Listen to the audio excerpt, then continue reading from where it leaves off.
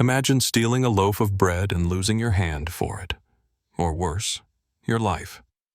In the Middle Ages, crimes we'd consider minor today could land you in a nightmare of pain and shame that'd make your skin crawl. From thieves to traitors, medieval justice was brutal, creative, and downright shocking. We're diving into the dark world of medieval crimes and the unthinkable punishments that followed, some so wild they'll leave you speechless. Stick with me, because this journey through history's harshest courtrooms will make you rethink everything you know about crime and punishment. What's the pettiest crime you've ever gotten in trouble for? Drop it in the comments, and let's see how it stacks up. Let's set the scene. It's 1400, and you're in a bustling medieval town. The marketplace is alive with vendors hawking bread, fish, and cloth, but danger lurks in every shadow. Pickpocketing was rampant, and stealing even a single apple could mark you as a criminal. Thieves faced punishments that were anything but forgiving. A first-time offender might get off with a fine or a day in the stocks, where townsfolk pelted you with rotten vegetables and insults. But repeat offenders? They could lose a hand, an ear, or worse, be branded with a hot iron, a permanent scarlet letter screaming "thief" to the world. The logic was simple. Visible scars deterred others, and a maimed thief was less likely to strike again. But here's the wild part. In some towns, stealing food during a famine might be overlooked if you were starving, showing a flicker of mercy in a harsh system. Could you endure a day in the stocks with a crowd jeering at you? Share your thoughts below.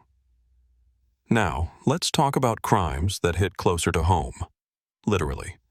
Adultery was a scandal that could unravel lives, especially for women. If a married woman was caught straying, she might face public humiliation, like being paraded through town in a shame mask, a metal cage locked around her head with a tongue depressor to silence her. Men faced lighter consequences, often just fines, revealing a double standard that'd spark outrage today. In extreme cases, both parties could be banished or even executed, especially if the affair threatened a noble's honor. The church played a huge role, preaching that adultery was a sin against God, so punishments often had a theatrical flair to scare others straight. Imagine the gossip in a medieval village when someone was caught. Talk about drama. What's a modern scandal you think would have caused a medieval uproar? Hit the comments with your take. But not all crimes were petty or personal. Some shook the very foundations of society. Treason was the ultimate betrayal, and medieval rulers didn't mess around. Plotting against the king could land you a fate so gruesome it's hard to stomach. Traitors were often sentenced to be hanged, drawn, and quartered, a process where you were half-hanged, disemboweled while still alive, and then chopped into pieces for public display. The goal? Total deterrence. One famous case was William Wallace in 1305, whose rebellion against English rule ended in this horrific spectacle. His body parts were sent to different cities as a warning. Don't mess with the crown. Yet treason wasn't always clear-cut. A noble might be labeled a traitor for political maneuvering, not actual rebellion, showing how justice could be twisted to serve power. Would you risk everything to defy a king? Let me know in the comments. Let's shift to a crime that sent chills through every medieval village. Witchcraft. Accusations of sorcery were a fast track to terror, especially during the later Middle Ages. A woman, or sometimes a man, might be blamed for a bad harvest, a sick child, or even a storm, with little evidence needed. Trials were a nightmare, often involving ordeals like dunking in water. If you floated, you were guilty. If you sank, you were innocent, but probably drowned. Convicted witches faced burning at the stake, a punishment meant to purify the soul and warn others. The hysteria peaked in places like England and Germany, where fear of the devil fueled mass panic. But here's the twist. Many witches were just healers or outsiders, caught in a web of superstition and envy. Imagine being accused of something you couldn't prove you didn't do. Scary, right? What's a modern fear you think could have sparked a medieval witch hunt? Drop it below. Now, let's explore crimes against the Church, because in the Middle Ages, faith was law. Heresy, rejecting or questioning church doctrine, was a dangerous game. Heretics faced excommunication, which was social death, cutting you off from community and salvation. Worse, you could be handed over to secular authorities for execution, often by burning. The case of Joan of Arc in 1431 is a tragic example. Her visions and defiance of church norms led to her trial and death at the stake, though she was later declared a saint. Punishments for heresy were public spectacles, designed to reinforce the church's power and scare doubters into submission. But some heretics, like the Cathars in France, formed entire communities, showing how deeply these beliefs could take root. Could you stand up for your beliefs knowing it might cost you everything? Share your thoughts in the comments. Let's get into something a bit more everyday, but no less brutal. Poaching. Hunting on a lord's land without permission was a serious offense, as forests were the playground of the elite. A peasant caught snaring a rabbit could face blinding, castration, or even hanging, depending on the lord's mood. The logic was economic. Game belonged to the nobility, and poaching threatened their wealth and status. Yet, for starving peasants, a deer might mean survival, creating a moral gray area that fueled resentment. In England, the forest laws were so harsh they sparked rebellions, as people fought for access to land they'd once roamed freely. It's a reminder that medieval justice often protected the powerful over the desperate. What's something you've done to bend a rule for survival? Let's hear it below. Now, let's talk about a crime that feels straight out of a horror movie. Grave robbing. Stealing from the dead, whether jewels, clothes, or even bodies for medical study, was shockingly common in medieval Europe. Punishments were severe, as this crime offended both the church and public decency. Offenders might be flogged, banished, or executed, their bodies sometimes displayed as a warning. In some cases, grave robbers were forced to wear the stolen grave clothes during their punishment, adding shame to pain. But here's the crazy part. Demand for cadavers grew in the later Middle Ages as physicians sought to understand anatomy, creating a black market for bodies. It's a grim reminder of how desperation drove people to unthinkable acts. What's the creepiest historical fact you've ever heard? Drop it in the comments.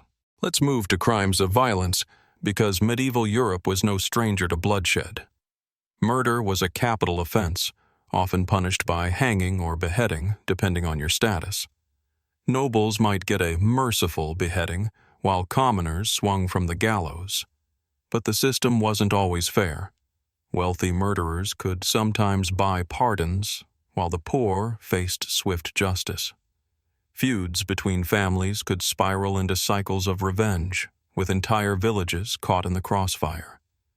The church tried to intervene with truces of God, limiting when fighting could happen, but bloodlust often won out. One chilling detail: murderers' bodies were sometimes left hanging as a deterrent, rotting for weeks. Could you live in a world where violence was so public?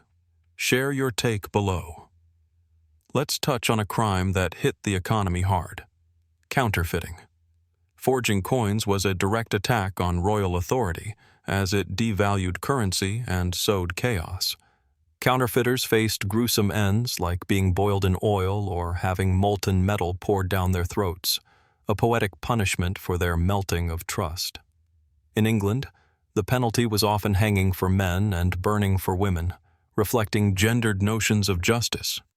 But here's the kicker: some counterfeiters were skilled artisans, creating coins so convincing they circulated for years. It's a testament to medieval ingenuity, even in crime.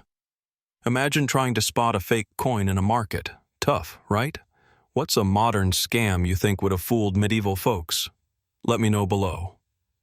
Now, let's explore arson, a crime that struck fear into tightly packed medieval towns where wooden houses burned like tinder. Setting a fire could destroy entire communities, so arsonists faced death, often by burning. The ultimate irony. In some regions, they were tied to a stake and set alight in front of the ruins they caused, ensuring maximum public outrage.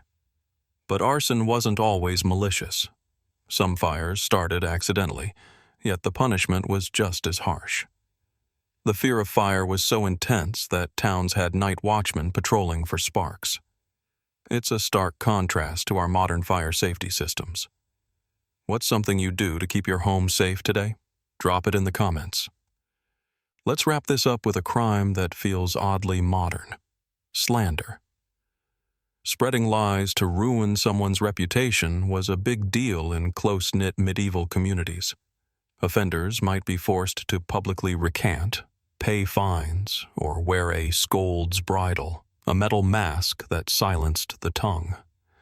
In extreme cases, they faced exile, as trust was the glue holding society together. Women were disproportionately punished for slander, often labeled as scolds for gossiping, another sign of medieval sexism. But slander could also spark duels or feuds, escalating into violence.